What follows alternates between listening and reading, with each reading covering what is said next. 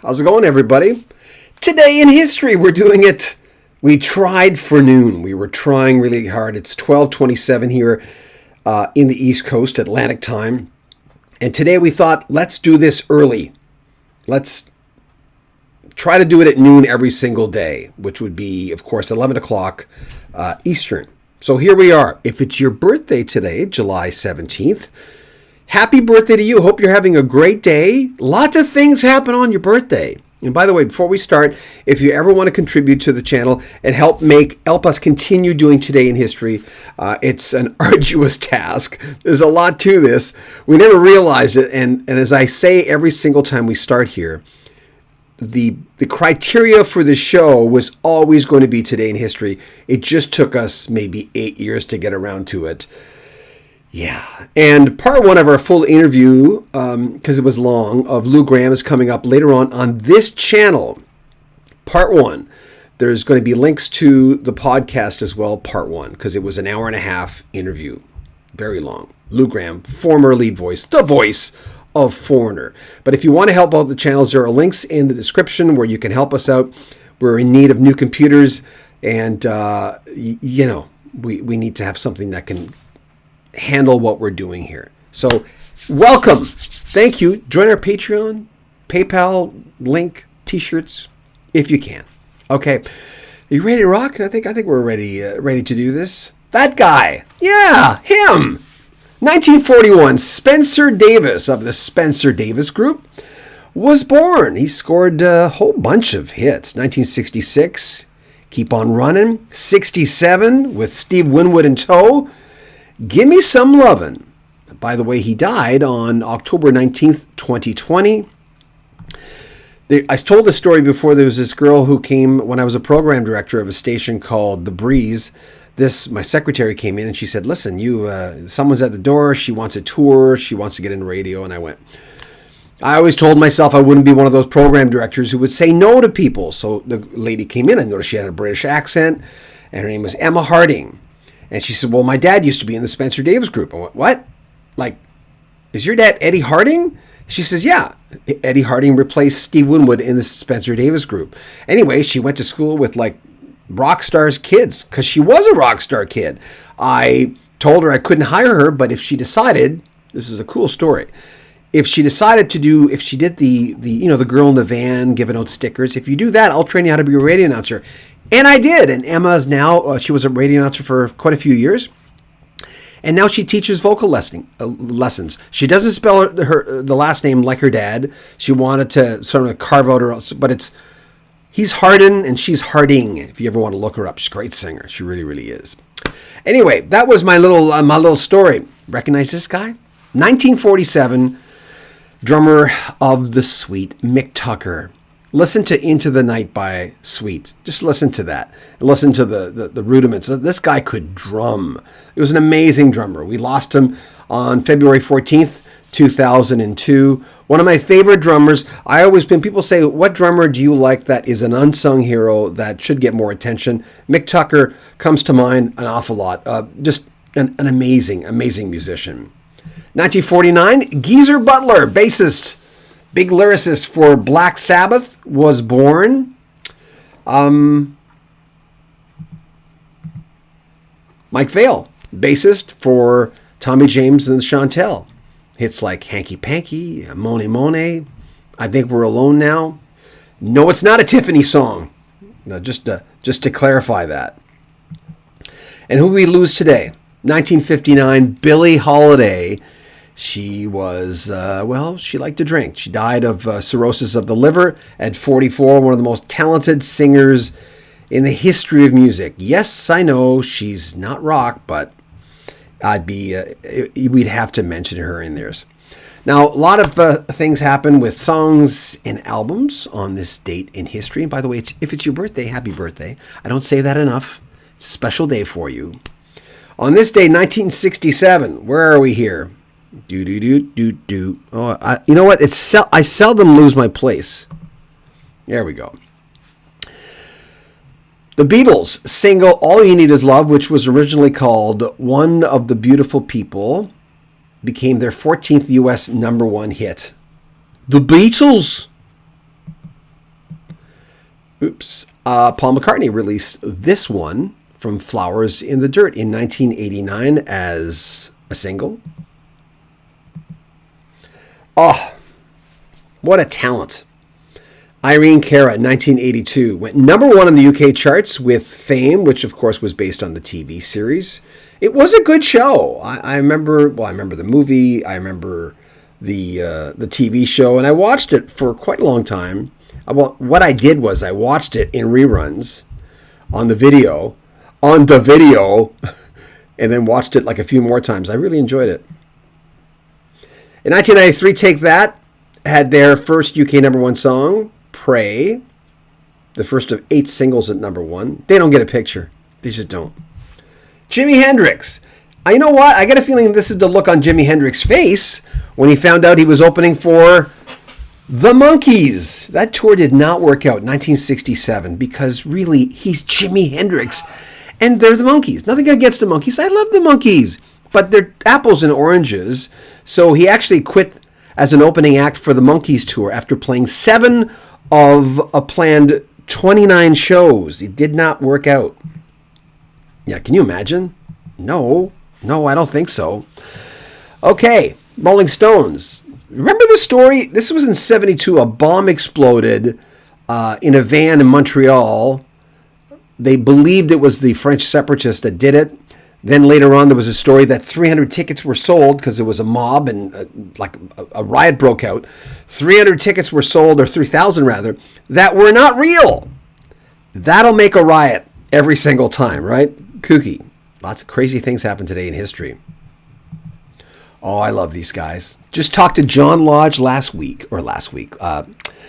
months. 1974, Moody Blues opened what they claim was the first quadraphonic recording studio. And they were one of the first prog bands of all time, even though of a different ilk, more at times a symphonic prog band, but they were amazing. But I do believe that band is pretty much over now.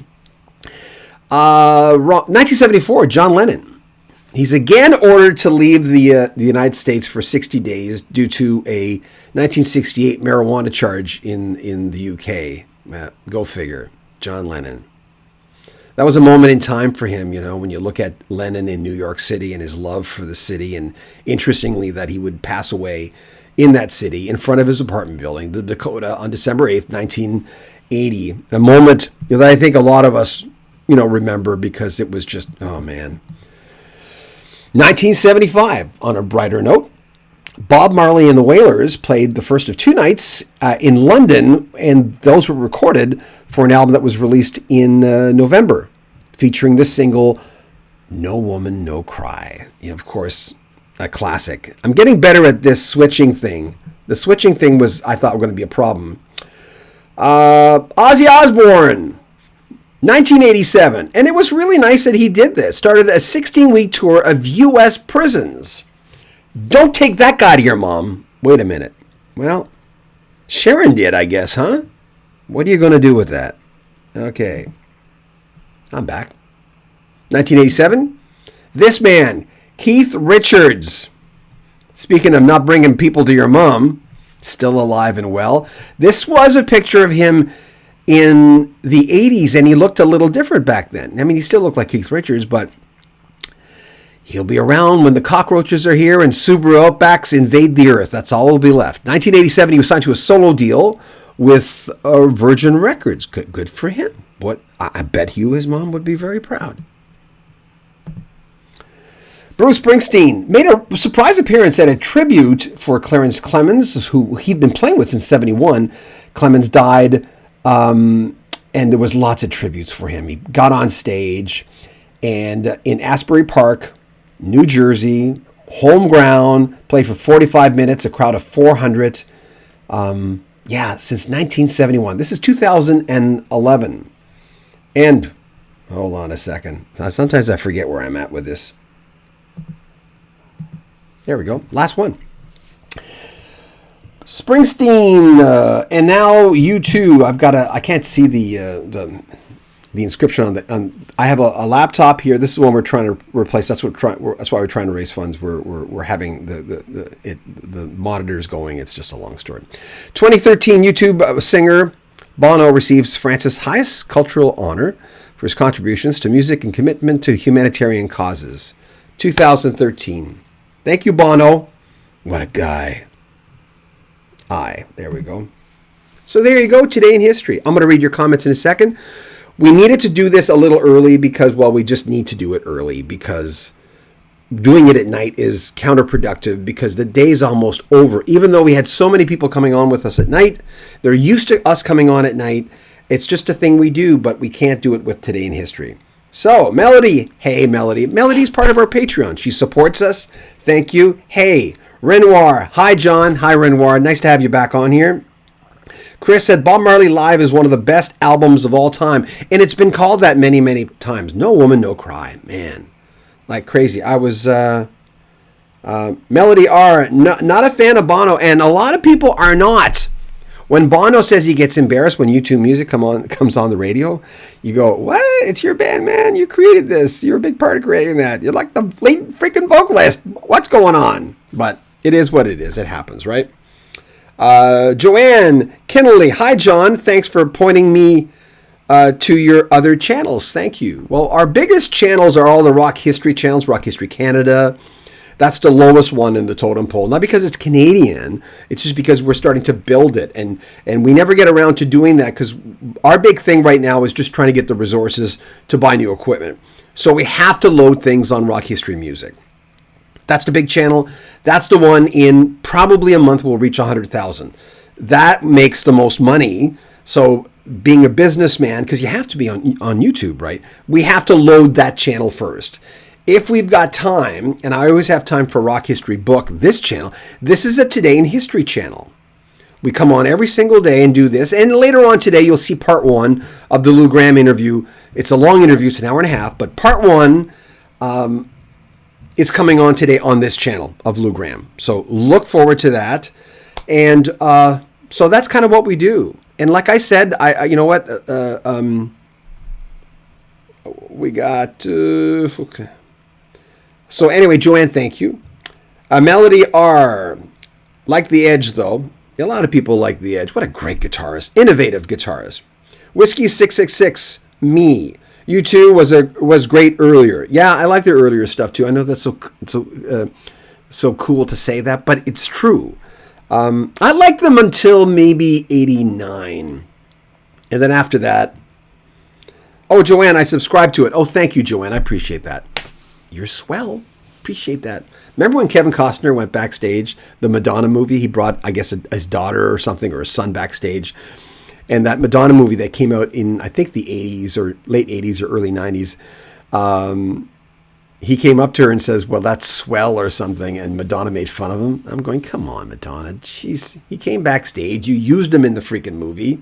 And she made fun of Kevin Costner saying, well, that's swell or something. Correct me if I'm wrong. I'm pretty sure that's how things went down. But you just, memory is a funny thing. So thank you, Joanne. Thank you, everyone who supports the channel. We're going to have a list of people in the next broadcast who basically supported the channel. A lot of people, what they did, they just went on and they came on and they didn't want a t-shirt. And they didn't want to buy, they didn't want to do Patreon. Some people don't like Patreon. So they basically said, we're just going to give you a little donation on PayPal. You can do that too. Everything's in the links of this description of this video. Thank you for hanging out with us. This is always fun. Before I leave, I will tell you why I do this on the fly, because it reminds me of being on live radio. I'm going on my 40th year in radio, and I like having things just kind of flying around. And I'm getting better at the switcher, which is on our the laptop here, and behind I have basically all the information. And we've got to give credit to some of the where we cherry pick some of this information. So next time we're going to do that, we're going to basically saying, hey, thank you to so and so, because I don't like taking information from people, even though it's pretty much the same on all the sites, without saying thank you to them, because God knows there are some YouTubers out there who have used my information and not given me credit on my own interviews. I'm going, what? That's kind of crazy, but it happens. Yes, I subscribe. Thank you. Whiskey 666. Funny when you two gave an album away for free and people got mad. I remember that. I think that album's still on my iPhone. Oh yes, he said neat. Yeah, Renoir. Thank you. Whiskey 666 meme for free. People didn't want it out there on their phone. They didn't want. I mean, come on. I know. I didn't like the album though. You know, if they were giving me Boston's debut album, which I had it on 8-track, and I had it on reel to reel, but it wasn't an original reel to reel. Someone put it on reel to reel for me. I had it on a cassette. I had it on LP. I have the picture disc. So there you go. 15 minutes. We're running over. So thank you for folks who came on, and thanks for supporting the channel. Links in the description of this video. We'll be back tomorrow with this. What am I doing today? We've got part 1 of who do we have coming up today? See, that's my mind. I work so far ahead now because I have to. Jason Sheff, part 1 is coming up today, and some other goodies. And if something breaks, we'll be on the other channel as well. Thanks, guys. John Beaudin, Rock History Book. Today in History. Love you guys.